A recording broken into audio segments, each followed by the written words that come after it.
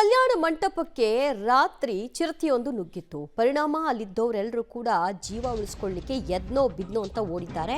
ಇದು ರಾತ್ರಿ 11:40 ಸುಮಾರಿಗೆ ಆಗಿರುವಂತಹ ಘಟನೆ. ಚಿರತೆ ಕಂಡು ದಿಕ್ಕೆಟ್ಟಿದ್ದಾರೆ ಜನ. ವಧು ವರನನ್ನ ಸಂಬಂಧಿಕರೆಲ್ಲ ಸೇಫ್ ಮಾಡಿದ್ದಾರೆ. ಉತ್ತರ ಪ್ರದೇಶದ ಲಕ್ನೋದಲ್ಲಿ ಆಗಿರುವಂತಹ ಘಟನೆ ಇದು.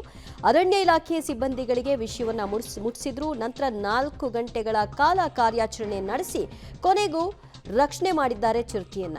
ಈ ಸ್ಥಿತಿಯಲ್ಲೂ ಕೂಡ ಯಾರಿಗೂ ಏನೂ ಪ್ರಾಣಾಪಾಯ ಆಗಿಲ್ಲ ಅನ್ನೋದು ಅದೃಷ್ಟದ ವಿಚಾರ. ಕಲ್ಯಾಣ ಮಂಟಪಕ್ಕೆ ರಾತ್ರಿ 11:40 ಸಂದರ್ಭ ಚಿರತೆ ನುಗ್ಗಿದ್ರ ದೃಶ್ಯ ಕೆಲವರ ಮೊಬೈಲಲ್ಲಿ ರೆಕಾರ್ಡ್ ಆಗಿದೆ. ಚಿರತೆಗೆ ಅರವಳಿಕೆಯನ್ನು ಕೊಡೋ ಮೂಲಕವಾಗಿ ನಂತರ ಅದನ್ನ ರಕ್ಷಣೆ ಮಾಡಿರುವಂತಹ ದೃಶ್ಯವು ಒಂದು ಭಾಗದಲ್ಲಿ ನೋಡ್ತಾ ಇದ್ರಿ. ಇನ್ನೊಂದು ಕಡೆಯಲ್ಲಿ ಕಾರ್ಯಾಚರಣೆ ನಡೀತಿರೋ ಹೊತ್ತಿನಲ್ಲಿ ಆಗಿರುವಂತಹ ದೃಶ್ಯ ಅದು.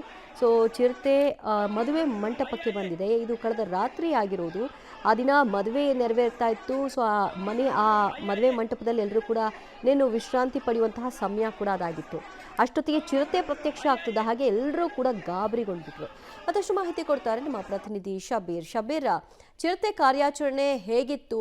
ಸಹಜವಾಗಿ 4 ಗೋಡೆ ಮಧ್ಯ ಅದು ಬಂದಾಗ ವರ್ತನೆ ಬಹಳ ಅಗ್ರೆಸಿವ್ ಆಗೇ ಇರುತ್ತೆ. ಎಲ್ಲರೂ ಹೇಗೆ ಸೇಫ್ ಆದ್ರು ಈ ಸಂದರ್ಭದಲ್ಲಿ? ದಿವ್ಯಾ, ನಿನ್ನೆ ರಾತ್ರಿ ಸರಿಸುಮಾರು 12 ಗಂಟೆ ಸಂದರ್ಭದಲ್ಲಿ ಇದು ಲಕ್ನೋದಲ್ಲಿ ನಡೆದಿರುವಂತಹ ಘಟನೆ ಆಗಿರುವಂತದ್ದು. ಉತ್ತರ ಭಾರತದಲ್ಲಿ ಸಹಜವಾಗಿ ರಾತ್ರಿ ಸಮಯದಲ್ಲಿ ಮದುವೆ ಕಾರ್ಯಕ್ರಮಗಳು ನಡೆಯುತ್ತೆ. ಇದೇ ರೀತಿಯಾದಂತಹ ಮದುವೆ ಒಂದು ಕಲ್ಯಾಣ ಮಂಟಪದಲ್ಲಿ ಆಯೋಜಿಸಲಾಗಿತ್ತು. ಬೇರೆ ಬೇರೆ ರೀತಿಯಾದಂತಹ ಕಾರ್ಯಕ್ರಮಗಳು ಕೂಡ ನಡೀತಾ ಇತ್ತು.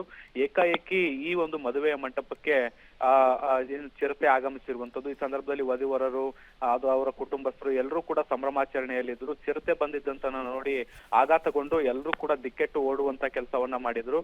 ಇದಾದ ಕೂಡಲೇ ಅರಣ್ಯ ಇಲಾಖೆಗೆ ಮಾಹಿತಿಯನ್ನ ಕೂಡ ಕೊಡುವಂತ ಕೆಲಸವನ್ನ ಕೂಡ ಮಾಡಿದ್ರು.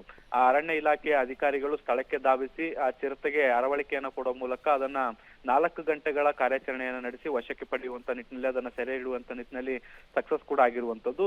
ಈ ಒಂದು ಪ್ರಯತ್ನದಲ್ಲಿ ಯಾರಿಗೂ ಕೂಡ ಏನು ಅಚಾತುರ್ಯಗಳಾಗಿಲ್ಲ, ಜೀವಹಾನಿಗಳಾಗಿಲ್ಲ ಅನ್ನುವಂಥದ್ದು ಕೂಡ ಇಲ್ಲಿ ಮುಖ್ಯವಾಗಿ ಗಮನಿಸಬೇಕಾಗಿರುವಂತದ್ದು. ಆದ್ರೆ ಲಕ್ನೋದಂತ ನಗರ ಪ್ರದೇಶದಲ್ಲಿ ಚಿರತೆ ಕಲ್ಯಾಣ ಮಂಟಪದ ಒಳಗಡೆ ಹೇಗೆ ಪ್ರವೇಶ ಮಾಡ್ತು ಅನ್ನುವಂಥದ್ದು ಈಗ ಸದ್ಯಕ್ಕಿರುವಂತಹ ಪ್ರಶ್ನೆ ಆಗಿರುವಂತದ್ದು. ಯಾಕಂದ್ರೆ ಜನನಿಬಿಡ ಪ್ರದೇಶದಲ್ಲಿ ಸಹಜವಾಗಿ ಇವು ಕಾಣಿಸ್ಕೊಳ್ಳಲ್ಲ. ಮದುವೆ ಅಂತ ಕಾರ್ಯಕ್ರಮಗಳಲ್ಲಿ ಇದು ಹೇಗೆ ಬಂತು ಅನ್ನುವಂಥದ್ದು ಕೂಡ ಈಗ ಸದ್ಯಕ್ಕೆ ತನಿಖೆಯನ್ನ ಮಾಡ್ಲಾಗ್ತಾ ಇದೆ. ದಿವ್ಯಾ, ಥ್ಯಾಂಕ್ ಯು ಶಬೀರ್ ನಿಮ್ಮೆಲ್ಲ ಮಾಹಿತಿಗೆ.